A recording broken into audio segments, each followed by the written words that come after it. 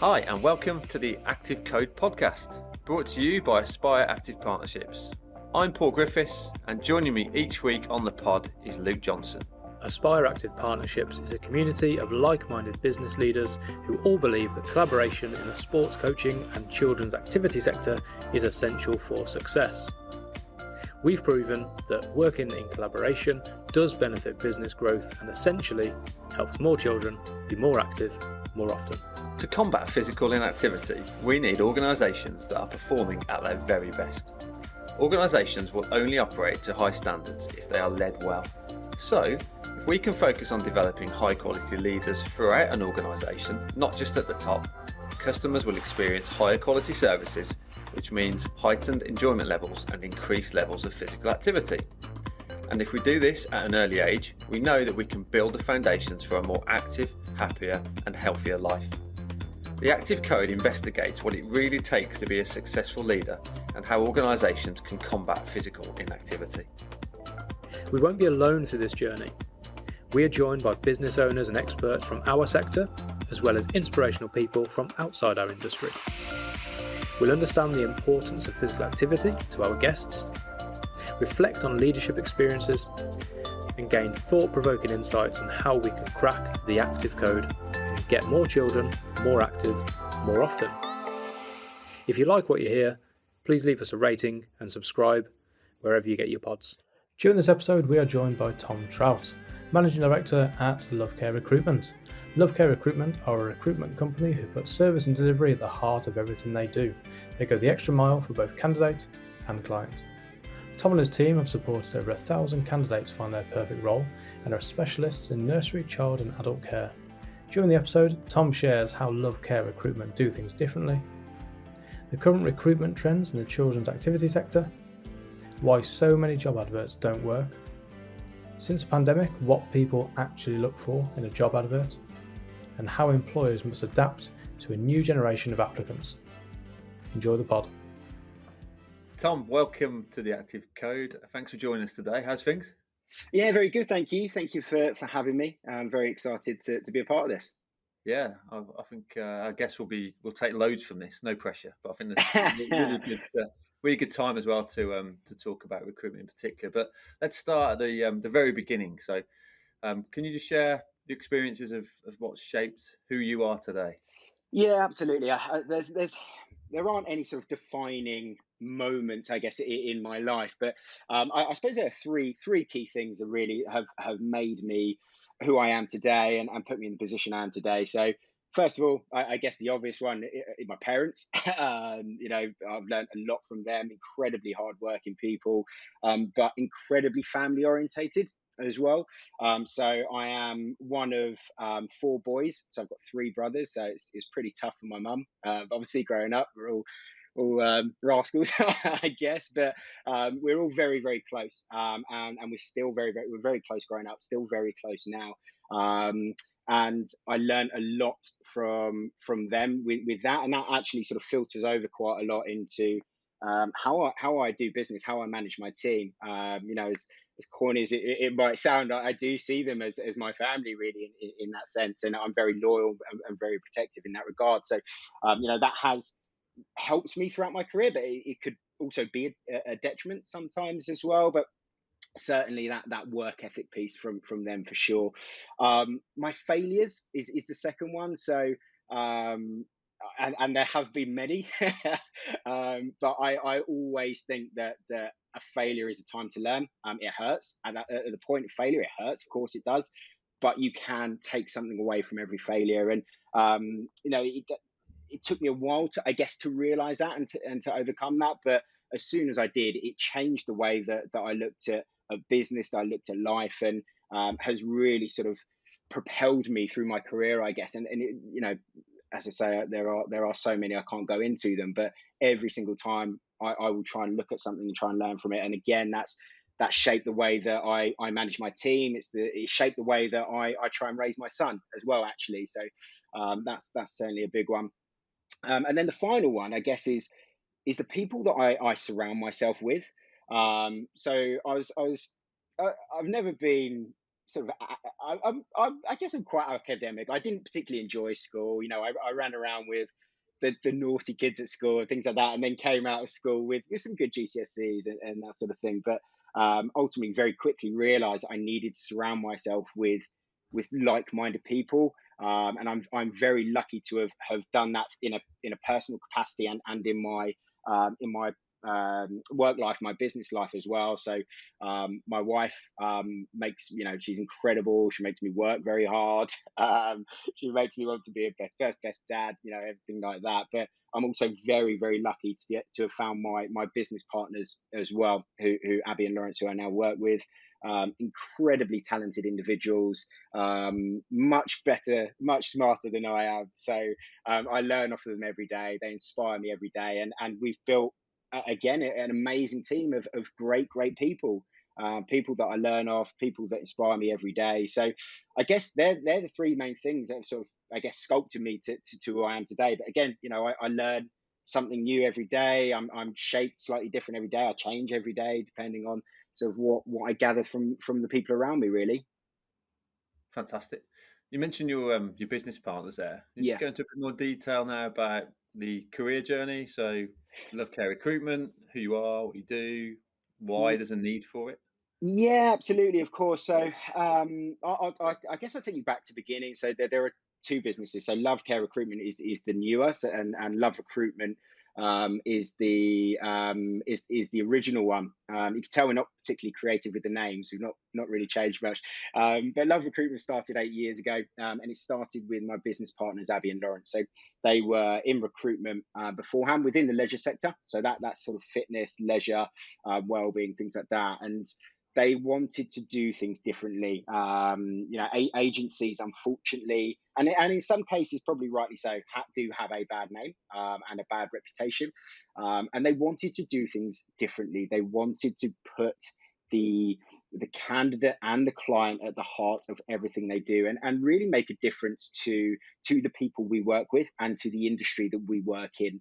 It's not just about making money and seeing people as commodities and things like that, but actually seeing, in terms of candidates, seeing it as their career, looking after them, and in terms of clients generally wanting to improve businesses and improve the industries work in. And I joined a year into their inception.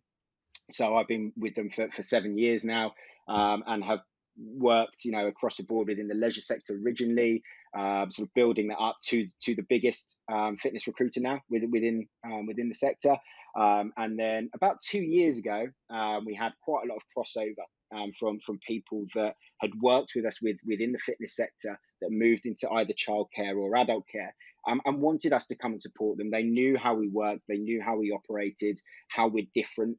And so wanted us to support them within that sector. So without diluting the fitness side of it and the fitness message, we wanted to support where we could. So decided to create Love Care Recruitment, who that I moved across and now head up for the last 2 years. And we focus on, I guess, the two ends of life really is childcare and adult care. So within the childcare sector, support across the board in terms of wraparound care, sports coaching, nurseries, things like that. And then within the adult care, domiciliary, home care, that sort of thing as well, and pretty much across the board.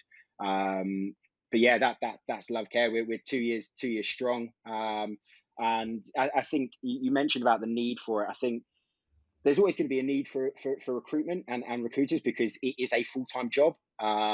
Generally, people that run a business within those sectors do not have time to recruit full-time themselves. It's impossible.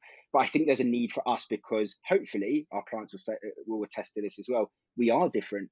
We do things differently. We try and approach it in a very in an innovative way, in a different way. And we generally care about, as I say, the industries and our clients. And Tom, you mentioned how you're different. Yes. And many recruitment agencies may say that they're different. What would you say your USPs are? Yeah, absolutely. So it's a really good question. I think you're absolutely right. Everyone can say that they're different in some way, things like that. But I think ultimately our biggest USP is our people. We've got incredible people in the business. We hire people that live and breathe our values. We, as I said before, we generally care about not just our clients, but actually the industries that we work in. So we want to work in industries where we can impact the people around us, impact society, make a difference to the world. So fitness, obviously, obesity crisis, things like that, childcare, adult care. We see those as industries that we can really help grow, help support, and if we can move it forward 5%, that's a win for us. And I took something. I'm a massive sports fan, I'm a massive rugby fan, and something that's always lived with me is one of the All Blacks mantras is "Leave the jersey in a better place." And that really, really resonates with me. And that's something I try and instill in my team as well. And it's not just clients. Every client we work with, we want to leave in a better place. We know we're probably not going to work with every single client forever. We might work with clients long term. We might work with them for one role. But if we can leave that client in a better place, they will leave the industry in a better place. And that's something that lives and breathes with me, and hopefully the team as well.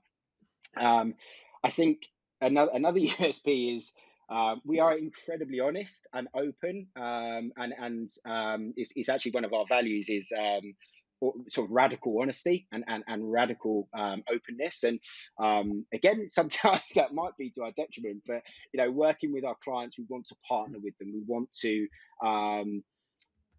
really sort of improve, not just find them great people, but improve their infrastructure, improve their internal processes. And we're very honest in those conversations, and generally look to sort of try and help them in any way we can, really. But I think there are, our process is great. Recruitment process is fantastic. It's on point. We try and be very innovative. We try and be new and fresh all the time. But ultimately, anyone can do the recruitment process. It's not difficult.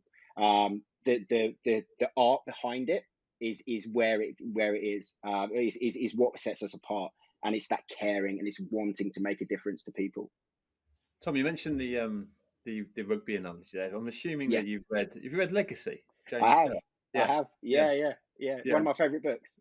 Yeah, it's a brilliant book. It's one of my Yeah. favorites. I think we may have mentioned it on one of the earlier pods a few years ago, but it's worth another plug because there's some really good lessons to be learned from that, and it's I think it's a really nice read as well. Actually, it's quite it is an easy read. Yeah, agreed.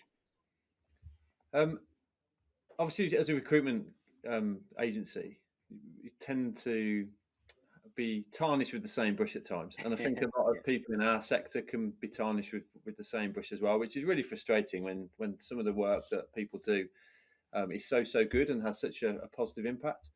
So trust is one of the big things that we can really portray to customers to make sure that we are different. Just you may have had poor experiences in the past with another provider, but just give us a go.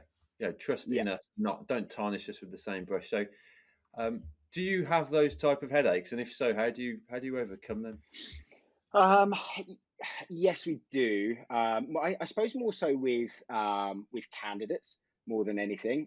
So whilst we do have them with our clients, candidates is a really big one. Everyone has been burned by a recruitment agency at some point. So for us, again, it's that open transparency, it's clear communication, it's setting the time frames, the process, what we're going to go to, and then ensure that we stick to it. And then with our clients, again, it's setting clear timeframes, clear communication. Three of our core pillars, if you like, are service, delivery, and innovation. The service and delivery piece, we believe that you can't have one without the other, and we explain this in the meetings. We'll be in terms of service. Hopefully, we're an absolute pleasure to deal with. We will keep really clear communication. We will stick to the time frames and our commitments. We promise we will, but we'll also deliver. We will deliver on those as well. And yeah, so I guess it's just keeping that really sort of clear communication and keeping to our promises is probably the main thing, really. That certainly helped us. Yeah, and I guess it's just like following through on that, isn't it, as well? Like Exactly. anything you've got, give us a chance, and we'll show you what we can do. Yeah. And with that in mind, so there's not many. Well, as far as I'm aware, from our partner network, there's not many organisations that actually seek support from people like yourselves. So if I'm the owner of a sports coaching organisation and I'm having headaches with recruitment, why should I look to go to someone like Care Recruitment for help with finding the right people for my business? So it's a great question. I mean, we do this day in, day out. This is our full-time job. So we see it from, I think, almost a removed perspective, if that makes sense. We can see it as a bird's eye view, and we see what works. We see what has. I've done it for 8 years, or 7 years. So we can see where the market's changed, how to adapt to the market, the what's worked, what hasn't. And I think when you're in a business, you are so focused on running that business that recruitment is kind of a side hustle, I guess you could say. It's not your full focus. You are never going to have time to I guess learn what we have learned over our career. And we have that inside knowledge, and I guess for again, coming back to what sets us apart, we can give you that really honest insight into the market. We can give you the really honest insight into your processes, into your infrastructure, what's working, what isn't working, and help you improve those. And whether that be through finding you great people, or just sitting down and having a coffee and go, actually, you don't need a recruiter. What you need to go back to the beginning and change your basics and change your fundamentals. This is what works in the industry. Go and do that. If that doesn't work, come back to me, and then we can talk about paying me some money. Yeah, and I guess it's probably like most small business owners. You tend to become the Swiss Army knife, I guess, within the organisation, and you try to do many things to a decent level. But if you want a proper pair of scissors or a proper knife within that Swiss Army knife, it's going to do an average job, isn't it? So, rather than go out and actually source a proper pair of scissors to do a proper job, or whatever else is in the Swiss Army knife. I don't even own a Swiss Army Screwdriver, knife. I think. Yeah, I don't know. We've gone down this route, but you know what I'm saying? It kind of, I think, being a business owner with a lack of support initially in those early years, you do try. You get into a mindset of thinking, I can do everything myself. If I don't know much about recruitment, I'll watch a YouTube video, or I'll read a document, or I'll talk to someone for a bit of advice. And now I'm an expert recruiter. I can now recruit, as well as manage HR issues, as well as look at lead generation, as well as sell, as well as deal with any customer inquiries. Yeah. And you can't do all of that really, really well. So I guess what you're saying is, from a recruitment perspective, you can take a little bit of a headache away from a business owner, so they can actually focus on what they should be focusing on. And in my opinion, that most of the time should be around lead generation, because everything else is downstream from lead generation. So makes sense.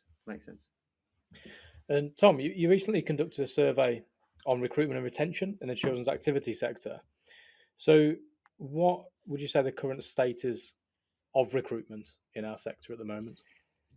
Can I swear? No, it's difficult. It's tough. We know it's difficult. I think there's a clear skill gap at the moment within the market. It's almost been a bit of a perfect storm, I think, for our industry. You've had COVID, pandemic, Brexit. You've now got the cost of living crisis. It's incredibly difficult just to find great people at the moment, and we know that. So what we've done is we went to market. We set up a survey instead of sort of guessing and going, okay, actually what's going on here. Let's go out to market, and you guys are actually instrumental in setting this up and supporting with it, so thank you for that. But we went out to market, and we asked people that worked in the industry, what is it you are looking for now? What's changed since the pandemic, since lockdown? You've had a taste of working from home. You may have had office jobs and things like that at the time. What is it now that you're looking for? What is it that you're going to look for in a new business? What is it that your current employer can do to keep you, and to motivate you? And there's some really really interesting outcomes. The market has changed massively. Things that worked pre-pandemic don't now. Adverts being one of them. Um, but it's our time to be able to face those challenges and adapt to those challenges. And I think the survey has massively helped that. And I think there's some really key takeaways from that. Um, just off the top of my head, thinking about, people think, okay, what can I do to keep someone? For example, people automatically go, well, everyone wants to be paid more, right? Salary is a massive thing. Whilst it's always going to be there, actually, when you look at the survey, things like better benefits is actually tied with better salary. So when was the last time companies reviewed their benefits? It's progression, like clear progression routes was one of the biggest ones of what people would look for if they were to move into a new company. What are, as an operator, can you turn around and go, actually, these are really clear progression routes, and these are case studies of people that have moved through them. So whilst it's very difficult, and it is, this is our time to really look at I speak for our operators again, I guess. It's really a strong opportunity to look at their business and go, right, how can we overcome these challenges? What changes can we make now that when the market does change, and it will change, it won't go on being very difficult forever. They're going to be the top of the pile. They're going to be the ones that are absolutely flying, and probably probably won't need to speak to me. So yeah. So you mentioned adverts then, Tom, and Yeah. sometimes people can be guilty of just throwing money at advertising for sales and for recruitment purposes. But so what do you mean that adverts don't work anymore? So pre-pandemic, you could put up ads across job boards, and you would see probably quite a good return. You probably get quite a lot of people, and people would use recruiters to almost, I guess filter through those and find the best people possible, because they don't have the time to go through all those adverts, or all the CVs, or all the applications. What's happened now is that you don't get the quality, you don't get the quantity through ads. People aren't necessarily looking on job boards, certainly within our sector, anymore. So people are literally throwing money, wasting money, and I think they've not necessarily adapted to the way the world works now. And I think a really simple example of that is when you're looking at adverts online. People put up ads.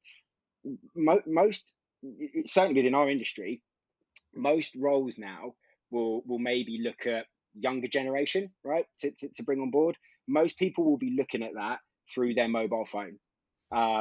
When it's really simply, clients or operators won't think about that when they're writing out their ads.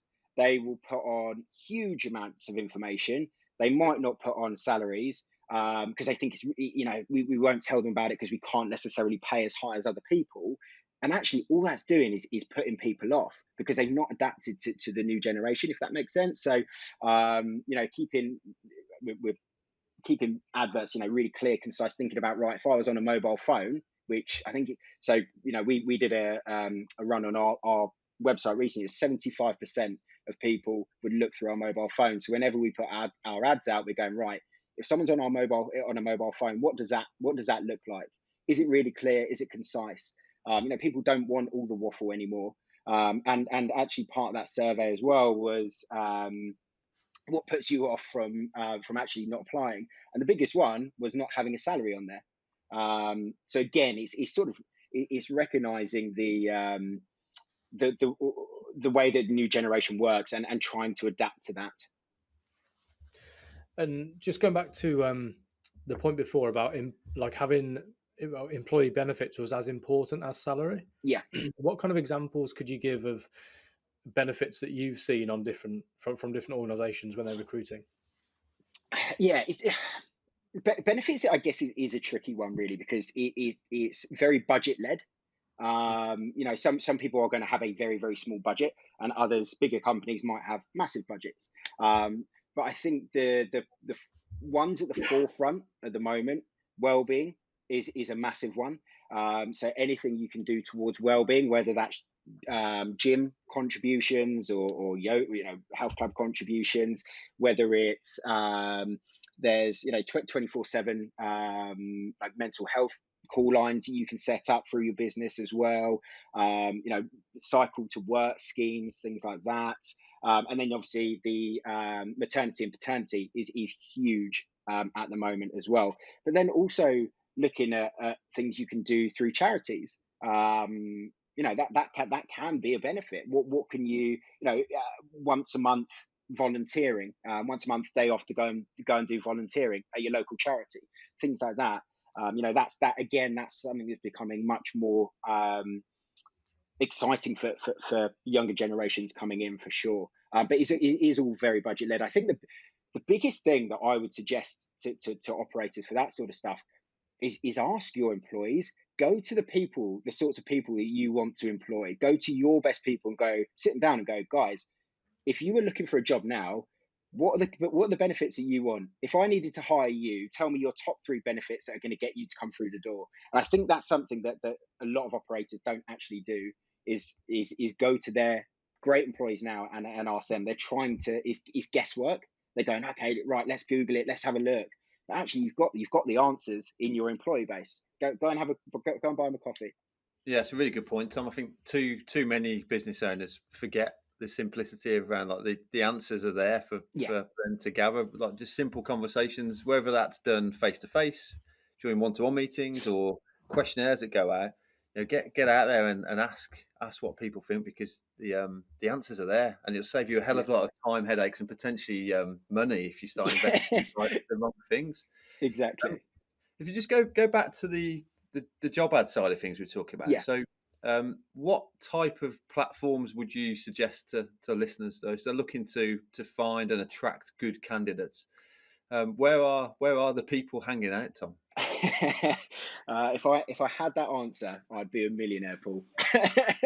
No, joking. I think first and foremost, you've got to understand the demographic that you're trying to attract. Each role is going to be different, or each sort of level of role is going to be different depending on where you go and advertise and where you go and spend your money. Your normal job boards, you read your CV, Indeed, CV libraries, Total Jobs are great, but they're only going to be for the people that are actively looking. You're not hitting your passive candidates. Your LinkedIn's are good for higher level people, but generally younger generations aren't necessarily at this stage on LinkedIn. If they're looking for their first job or are in their first job, I certainly wasn't at that age. I'm thinking 18, 19, 20. I hadn't even heard of LinkedIn. And I know it's more popular now than when I was that age a long time ago. But it's quite rare they're there. So it's actually going, okay, well, let's look at our demographic. Where are these people likely to be? If you're looking at the younger generation, obviously social media, that is going to be the biggest place. And I think, again, that's something that the operators really need to start to clock onto and to look at. And it's not then just trying to find jobs trying to find candidates on LinkedIn, but it's actually the whole experience, the whole platform itself, the voice, the journey. It's really important you get that message right from the very beginning with every post. It's not just putting a post out and going, guys, look, we're recruiting, who's interested, and that's your 4th post in the last 2 years. Those young people will be going on and will be judging you, and they'll be looking through all of those posts going, actually, this looks like a great company. They're really passionate about what they do this for charity, or their benefits are this. And I think people just think if they put out a post, the people come. It's not like building Rome, for example. It's really sort of trying to build the your social media presence, and that's something that we've learned, we've had to learn. I'm not particularly social media savvy, and neither are my business partners. So we actually went out and brought someone in that can improve that for us, and she's worked absolute wonders and has brought a completely new look to our social media. And And yeah, and funny enough, we actually interviewed someone recently for us. And the reason that she wanted to join us over our competitors was our social media.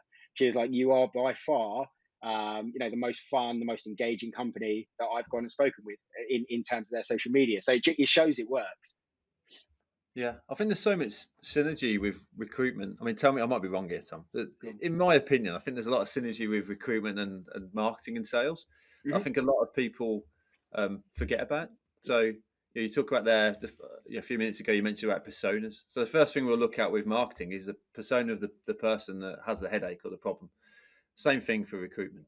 And then we've got to make sure the messaging's right and we're getting enough touch points. So we don't necessarily need just to put out stuff around lead generation and sales. A lot of people post on social media thinking, "Oh, it will generate a bit of interest and we might get some new work." Whereas actually, we're going out there live for people that could be potentially be the future of our businesses as well. Yeah. And then obviously further down the line is getting the pipeline and making sure the process is right. And we can come on to that later. But Yeah. I mean, there's so much synergy, isn't there, between the marketing and sales and the recruitment side of things? Oh, 100%. Yeah, yeah, absolutely. You've almost got to be always recruiting, if that makes sense, or really always getting your message right. What we found really interesting actually is we did some analytics recently on our posts to see what was had the most impressions, the most engagement, and it had nothing to do with recruitment. It had nothing to do with any jobs that we had posted. It was a couple of personal posts. I think there was a birthday and a promotion, and they're just personal messages. It was just something that we put out, like a bit of fun, around our team, and it got huge engagement, more so than any professional or job related post that we've ever put out. And that's what people want to see. But that's what people are going to build their opinion of you around, I think. It's not the job post, it's not the professional side of it. It's the people want to see people, and build bonds with people. And as you say, that's sort of how it aligns. Really, it's really interesting. Yeah. Um, if we focus a bit more on the survey, I mean, it's really Yeah. interesting. And again, for most people, probably pretty much common sense, but often we miss the common sense points because we just get so busy as people running businesses. The progression and the importance of communicating there is progression opportunities within organisations and the transparency around that. And I think it's missed a lot of the time, but the survey was actually showing that there's a number of people, really high response rate of people that they were more attracted to organisation if they were communicating their progression and routes to how they can progress within that organisation. Do you just want to touch on that in a bit more detail? Yeah, absolutely. So I think that was probably the biggest takeaway, the key takeaway from me from that survey. There's a lot of interesting stuff, but that was a real standout because, again, it's potentially something that the operators don't think about. They don't look at. They just think, right, how can I pay loads of money? How can I throw money at someone to get them on board? And actually, if you land that progression route right, if you that progression conversation right, you will get great people on because of that, because they're excited to be part of something, because they can see their career with you. um, and something we've did that works really well is whenever we have anyone that comes into us to interview with us, we will get them to go and speak to our staff. So we'll set them up coffees with pretty much every single one of our staff, and go and speak to them, talk about their progression routes, talk about how they've grown in the business, and get them to hear it firsthand. As opposed, any manager can sit down and go, "Oh my God, there's so much progression here. We've got the best progression routes in the industry." But if you've not had people that live and breathe it, or you've not got case studies where you can prove that, it's just another false promise almost. So I think if you can find a way to bring that to life, you will attract people. And that, again, that can be through social media posts. It could be videos of people that have gone through that progression in your business, and highlighting that. It could be, you set up progression packs that you send out. You say, right, you're starting here. this is what it looks like to get to the next step. You come in and do this, and I promise you, you're going to get to this step. And sending that out before they join, put something together that looks really smart, really interactive, get that out to people, and go, look, if you join here in 12 months' time, you hit these criteria, you're going to be here. And I think people just need to bring that to life a lot more than they do already. Yeah. So once that person is employed by the organisation, Yeah.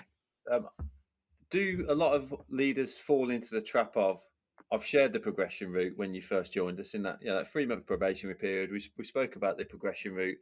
It was on a sheet of paper or in a document that you've read. I've shared it with you. I've told you about it. And then that's it. You kind of leave them to it and expect them to then come back to you as the leader or the manager to say, I would like to progress into a different role.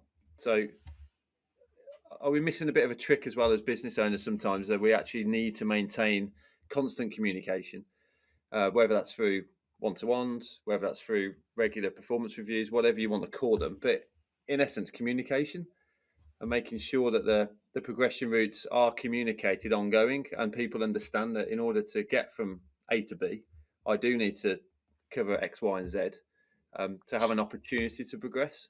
Yeah, absolutely.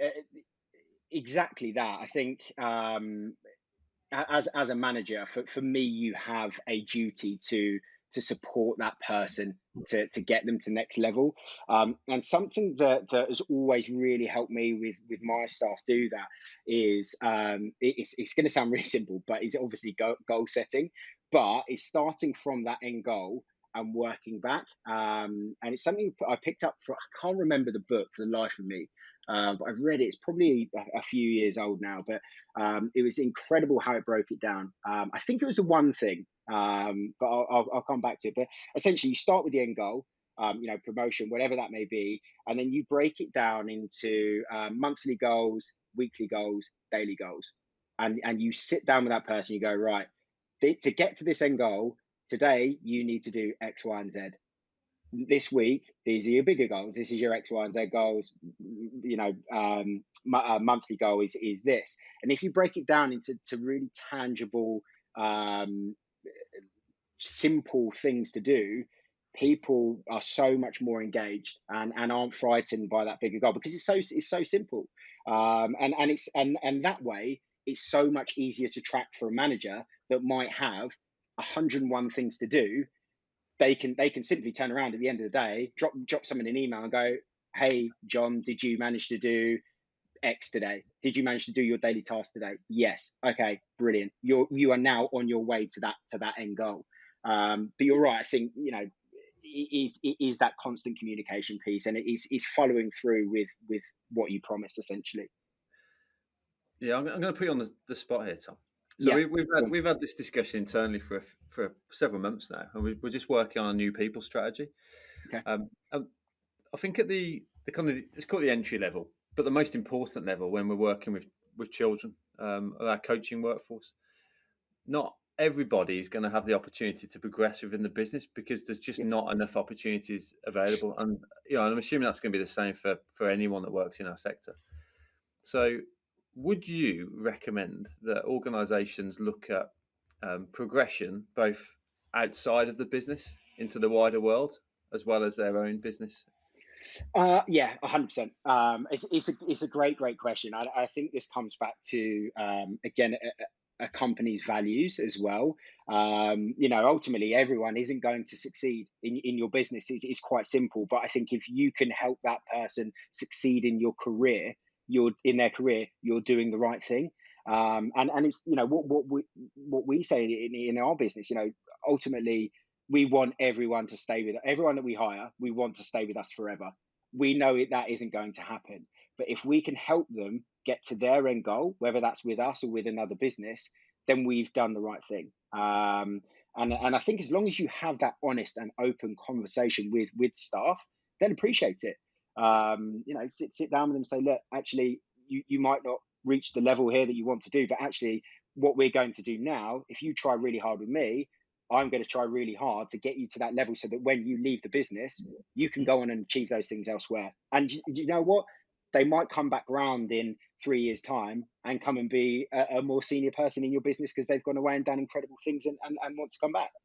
Yeah, it goes back down to the marketing and sales again. So if you lose a customer, if you end on good terms, the chances are that customer will come back or refer you to Yeah, someone else. And it's the same from the people side. So yeah, thanks, yeah, Tom. exactly. Tom, so from the survey, from what you said at the start and what we hear in the network, recruitment is very tough at the Yeah, moment. And you won't believe the amount of times we hear this generation just doesn't get the world of work. And they kind of put it back on the applicants all the time and like pitch them as it's their fault. Like, we know what we're doing, it's their fault. They're not applying, they don't get the job, that kind of thing. And we know that our sector in general employs younger people than maybe a hmm few other sectors. But we feel it's vital that we actually do the adapting. We shouldn't expect people to adapt to our maybe old viewpoints or old ways of doing things. So, how can organisations and leaders within them adapt and attract the younger generations whose expectations are very different to our own? Like you mentioned, 15, 20 years ago, we weren't using LinkedIn to look for jobs. But how yeah, can we adapt to attract those younger people into our vacancies? yeah. Again, it's a great question. And we're all still learning, I suppose. It changes a lot, but well, I think we've covered a few bits. So obviously the social media piece in terms of that initial attraction, social media presence, the way that you portray yourself is a massive one. The again, speak to internal staff. You've probably got some of the answers there already within your business. Go and speak to the great people in your business, and I promise you they'll give you some ideas. But I also think you touched on something there that was absolutely spot on. It's there. You are now selling to that candidate. As you know, before potentially it was candidates. Operators would expect candidates to run through walls for them. That doesn't happen anymore. Businesses have to be prepared, and operators have to be prepared to sell themselves to that candidate. Why are they the best people out there? Why should that person go and join you? What career progression can you offer them? What benefits can you offer them? And we had something actually really recently that sort of just enhances this. A candidate we had joined another business because the other company were offering them more money, everything like that. But that particular candidate felt more wanted from the other business because they were faster at responding. They were nicer in their emails, more engaging in their emails, and they felt like they were wanted by that particular business. Not about money at all. It's they wanted to be included in something and wanted to be looked after. So I think that things like that are really important. Speed of recruitment now as well with the way that I guess everyone, not just younger generation, but everyone is they want things now. They want things to happen right now, and certainly within the market that we're in the moment, where there are a huge amount of roles out there and potentially a lack of talent. We have to be quick. We have to be on it. And if you're not, you will miss out on great people. It's as simple as that. I'm sure. So we'll talk about it a bit later. But that needs to come in when you're making plans. You're making your recruitment plan. Before you get roles and things like that out. That has to be a part of what you're thinking about. Is how quick am I getting on this? What engagement am I giving my candidates? Is it interactive? Is it fun? Is it exciting? People just don't want emails like just bog standard emails anymore. They want engagement. They want to be part of something. They want to be wanted. Tom, we spoke a lot about filling the pipeline, if you like, so attracting the right candidates, getting them into the pipeline, understand who we are and what we do, and getting the right people ready to come and work for us. And then I jumped over then into the whole progression pathway. We've kind of missed a bit of a chunk in the middle with regards to the maybe the interview process and the induction process.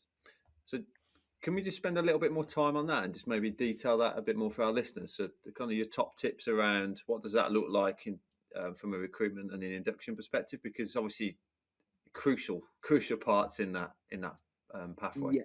So, sorry, do you mean around the sort of that interview process piece? Yeah.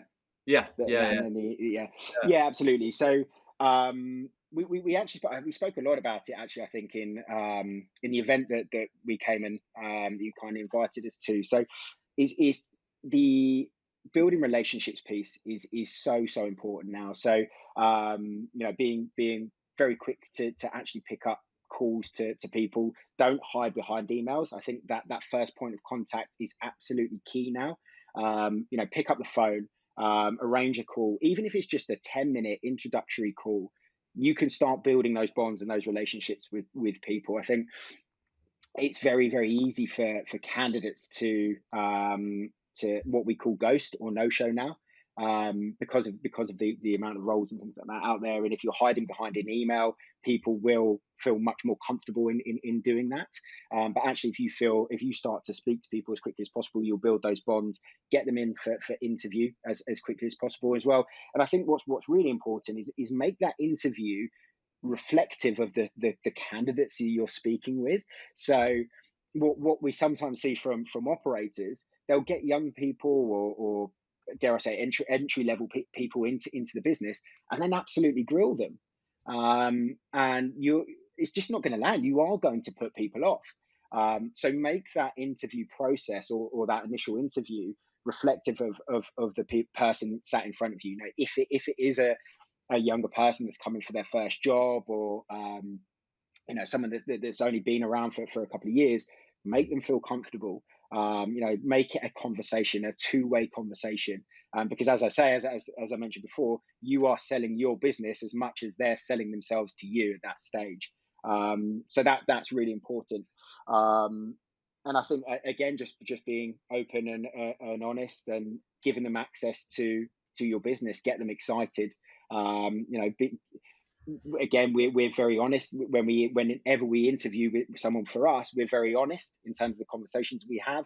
We give them the really exciting bits, and then really rubbish bits as well. We make sure that they know absolutely everything, and I would implore employees to do that, because the last thing you want to do is sell your business to high heaven, and then someone walks in and goes, well, this is completely different to what you said, so I'm off. And we've seen it happen.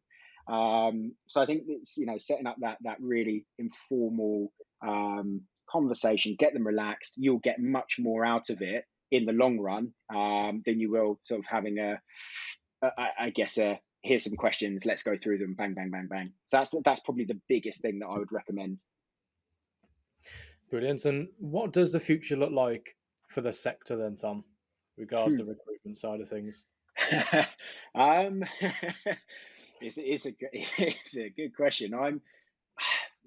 I honestly, I want to say it's going to get better, but I don't know. And that's my honest answer. I don't know what's going to happen.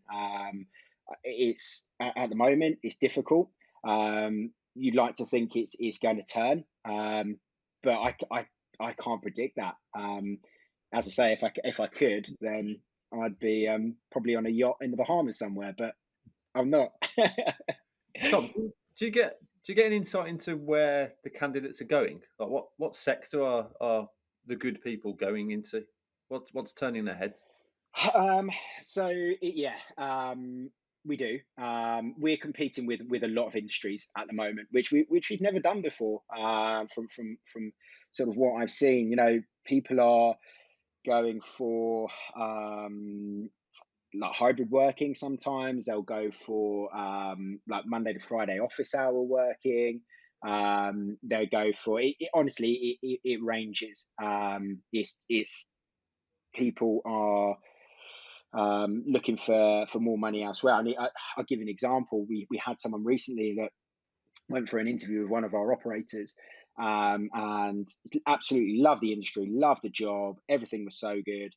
Her head was turned by an ice cream shop, because they were offering £2.50 more per hour, and it's like, wow, okay, like this person is so passionate about this, but actually because of the cost of living crisis and because she had bills to pay, she's going, okay, actually I need to seriously consider this. I need to go and seriously consider something I don't want to do because of the situation we're in. So I think with everything that's sort of going on, I think people are just looking at everything and anything at the moment.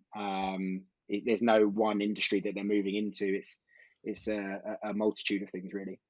Yeah, I guess this kind of crosses over to the pod we did with Tara Dillon from Simsborough a little bit, because you end up in this revolving door, don't you? I think it's crucial that we make sure that people understand the impact that our sector has, because it has a 100%. huge impact, and it doesn't get enough notice, or it doesn't get noticed enough. Sorry, with the wider general public, in essence, let alone our potential customer base. So there's obviously a huge issue with inactivity, children and young people's mental health, and all of the ongoing health issues and the knock-on effects it has on the cost of the NHS and all of that.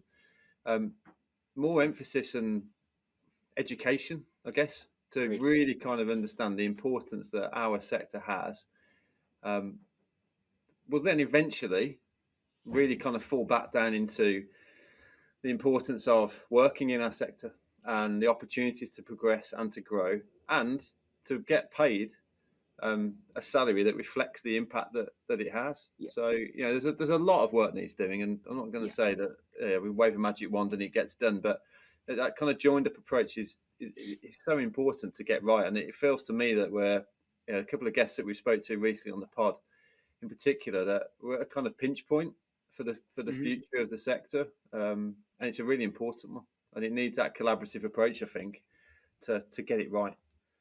Yeah, I agree. I think that's certainly something that we lack, is the impact. As you mentioned, is we in our industry, we generally make a difference, to the future population, and operators don't shout about that enough. I think when they're talking about their USPs, people will go, oh, okay, actually, we pay this much more, or we have these more benefits, but actually, it's like, guys, you're generally impacting children. You're making a difference to kids' lives, and people don't shout about that enough.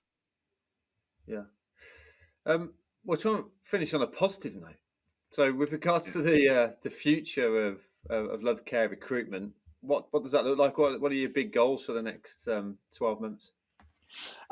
So looking at growing in the childcare sector. Something we really want to do is start to try and align with a few charities as well, and see sort of what work we can do there, what impact we can have with them, for sure. So that's really exciting. Something that we're trying to put together at the moment. And then again, with the adult care side, is sort of just looking at what we can do that's worked within the childcare sector within that side. So again, sort of looking at setting up a bigger survey that can have an impact in the recruitment within that world, because that's a very similar situation to the childcare. It is quite fractured at the moment. Now, that's a lot down to actually sort of Brexit and things like that as well. So that they're sort of facing similar struggles to the childcare side. So again, it's looking at how we can impact that particular industry as well and make a difference. And Tom, you've name dropped a few books on the pod already. I think The One Thing in Legacy. But what are the top 3 podcasts, books, or people you'd recommend for listeners to enhance their leadership skills? Yeah, perfect. So Legacy was actually going to be one. It is generally one of my favorite books. It's next to me on the bookshelf here. It's fantastic. But Culture Code by Daniel Coyle is fantastic. He looks at high performance teams and sort of goes into what makes them tick, what makes them work, and sort of takes some really key findings out of that. And there's a fair few things that I've implemented from that book into the business and into my team. In terms of podcast, High Performance Pod, I'm sure you've probably come across it and heard of it before, but again, some incredible people on there, some really inspirational people on there. My favourites are probably Johnny Wilkinson and Dan Carter. As you can tell, I love rugby, but for those, they're the standout ones for me, for sure. They're probably the 3. But if we take Legacy out and I add another one in, 80/20 is absolutely brilliant. I don't know if you've come across the book before, but absolutely changed the way that we do business. So definitely give that a read. Excellent. I'm sure people are scribbling those down. And finally, Tom, we finish with a question, which is, how do we solve the active code and get more children more active more often, and through the site of recruitment, I guess, from yourself? Okay, that's a good question. I guess it's finding a way of attracting great people into our industry. It's not just people that are already looking at us as a serious career. It's going, okay, what can we do now that is going to turn the heads of people that have never considered this a career? How will we get in this message out that actually we need great people in the business?